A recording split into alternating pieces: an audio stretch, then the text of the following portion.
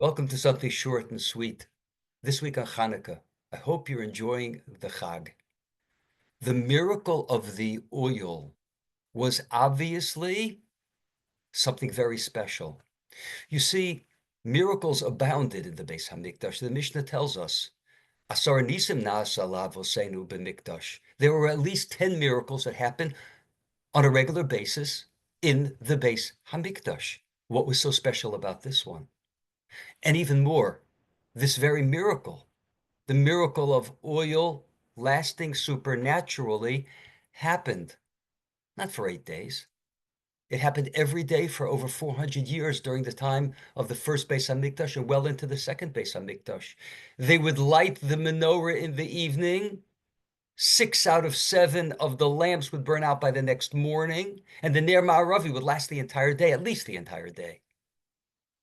This very miracle happened. Why do we celebrate the miracle in the middle of the Second Temple that happened for hundreds of years before that? And another question, why did the miracle have to happen? Miracles happen when they're necessary. This was completely unnecessary. Well, we learned from the time that we were young that it had to happen because they wanted to light the menorah and didn't have pure oil.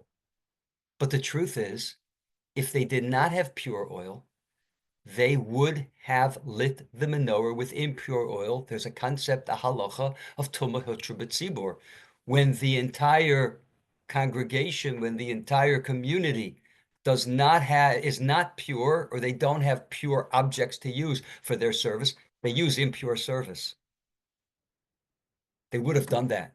The miracle did not have to happen. Why did it happen? What was so special about the need at this moment for this miracle to come about? And another question. Why did the decree come about? Why did God allow, or why did God cause the Syrian Greeks to level such terrible decrees against us? And they were terrible decrees. This question is asked by the Gemara when it comes to Purim. This question is dealt with when it comes to Pesach. The Gemara doesn't discuss it in regard to Hanukkah. But Rabbi Sirkis, the Bach, does, and he says something which at first glance is very odd. He says that the Kohanim in the Beis Hamikdash were nisrashlu ba'avoda. They were lax in their service.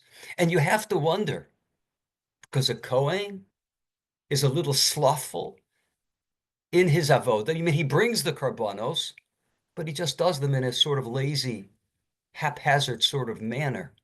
And that should cause all these terrible things to happen to us. And besides which, there were terrible things that happened. You know that a strong majority of the Jewish people had completely assimilated. Josephus writes that there were entire Jewish towns who could not be identified, could not be differentiated from the Greek towns. There were no differences. There were no mezuzahs on the door. There was no kosher delivery service. They looked the same way as their Gentile neighbors. And this is a strong percentage of the Jewish people. The Kahuna Gedola, the high priesthood, was bought and sold. It was the Kahuna Gedola where that position was held by people that were complete imposters, complete non-believers. So what's the Bach saying? This Rashlu ba'avoda. Because they were lax in their service, that's the problem. Let's look again at the Ner Ma'aravi, the Western candle that miraculously burned during the first temple and into the second temple. The Gemara tells us that that candle held a very important message. Edus hu leboy olam, it's testimony to the world that the divine presence rests with Israel. And here is the key to understanding the miracle of the oil and the holiday of Hanukkah. You see, at the very beginning of creation, God gave Klal Yisrael a mission. Bereshis bara Elokim. And Rashi, based on the Medrash, says Bereshis means so that the Jewish people would be the ambassadors of God to the world, to bring Torah, to bring the Hora'ah, to bring the teaching of God to the world. God created heaven and earth. That is the Jewish mission in life. And the second pasuk, the very second pasuk of the Torah, tells us that there's a certain control, there's a certain check. V'choshech al panei sahom, the pasuk says, there was darkness on the face of the deep. And the Medrash astoundingly says, Zu Malchus Yavan. This refers to the kingdom of the Syrian Greeks. Choshech, darkness. You get it? The Syrian Greeks, darkness. Shehechishu es name sheYisrael b'gezeroseim. They darkened the eyes of the Jewish people with their gezeros. Shahaya omrim lehem. They would say to them, Kisvu al keren ashor. They had their police go around, and they would say to Jews, they would force Jews to write on the horn of an ox, you don't have a portion in the God of Israel. And Rashi says, what does that mean? Why the horn of an ox? Rashi says they would remind them of the sin of the golden calf. And they said, once you sin with the golden calf, you have left the God of Israel. You don't longer have a portion in the God of Israel. What does this medrash mean? This is the check. This is the control. If Klal Yisrael would lose its understanding of its mission, they would lose the fact that they are God's ambassadors to the world. Some nation or some notion would come along and strip it away from them. And throughout history, this has happened. Most famously, that was the position, or that is the position of Christianity. What does Christianity say? We are the new Israel. Why do they have to say they're the new Israel? Because throughout Tanakh, Klal Yisrael is called the Am Hashem, and God is called Elokei Yisrael. So they are the new Israel. The Muslims said something similar. They say something similar. Not that they're the new Israel, but they always were Israel. Yitzchak, Yishmael, flip it. And the Syrian Greek, says the Medrash Tanchuma, they also, their mantra was, Anu Yisrael, we are the Jewish people. So throughout history, whenever Klal Yisrael would lose its role, would forget its role, somebody would come along and take it away.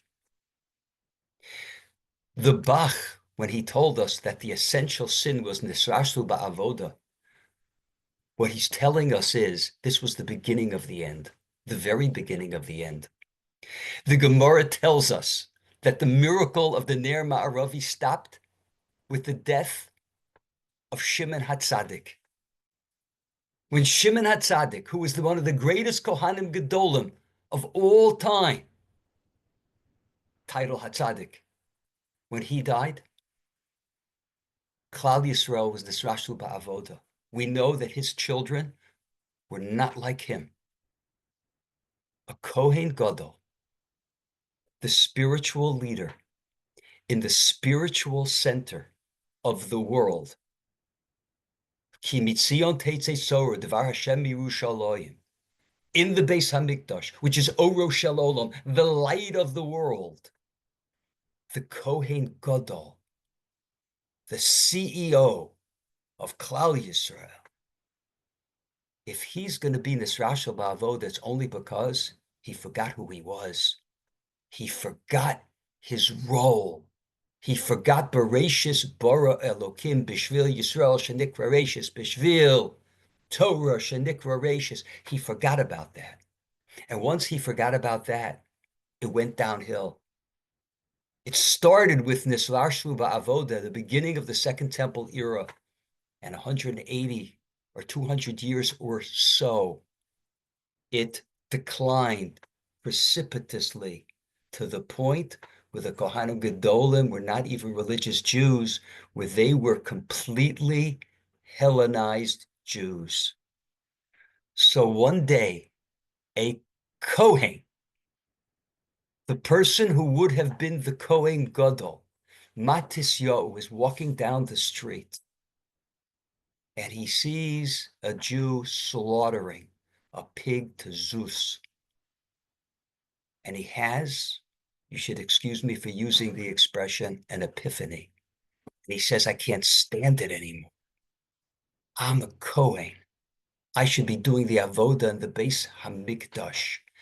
I should be the leader of the world, the spiritual, at the spiritual center of the world. Ki mitzion teisei Sora. And he picked up a sword and he ran this Jew through and he started the rebellion. And he said, Mila Hashem Elai, who is there willing to take back the mission of Klal Yisrael, Bereshis bara Elokim es hashamayim ves haaretz, b'shvil Yisrael, b'shvil Torah, who is willing to pick up a sword and fight together with me to bring back the Beis Hamikdash. And there are those that joined together with him. And the rebellion was born. And they came into the Beis Hamikdash. And more than anything else, yes, they wanted to revive the avoda. But more than anything else, they wanted to light that menorah. That menorah which said, Eidus hu l'boy olam shehashchina shruya b'Yisrael. Hashem is with us because we are with him. And miraculously, they found a flask which was pure. And they lit it. And the next morning, it continued to burn. And they were overjoyed because the miracle came back. The miracle that with which God told us, I am with you. All systems go. Ki mitzion tetzei Sora. So the miracle didn't have to happen. But if God wanted to show us that he's with us, that we have come back to him, that we have a great future, that Bereshis bara Elokim, so HaKadosh Baruch Hu brought the miracle back. It's not any miracle. We don't celebrate miracles on Hanukkah. We celebrate this miracle. We celebrate the fact that Shechina Shuria b'Yisrael, the once again Klal Yisrael, the Kohanim as their leaders, along with Klal Yisrael, realize Bereshis bara Elokim, their role in the world. When we continue to light the candles this Hanukkah, let us light them with the exhilarating understanding that Eidus hu l'boy olam shehashchina shruya b'Yisrael. Yesh lanu chelek belokei Yisrael. They wanted to rip it away from us. They wanted to say, Anu Yisrael, as the other religions throughout history have wanted to do. Only when we have been nisrashlu ba'avoda, we have been lax in the service. But God, we're with you. We've come back. We understand our role. We understand our obligation to humanity, to our obligation to the destiny of the world. That is the miracle of the oil. Thank you so much for listening. Have a wonderful Chanukah, Freilichen Chanukah, Chag Sameach.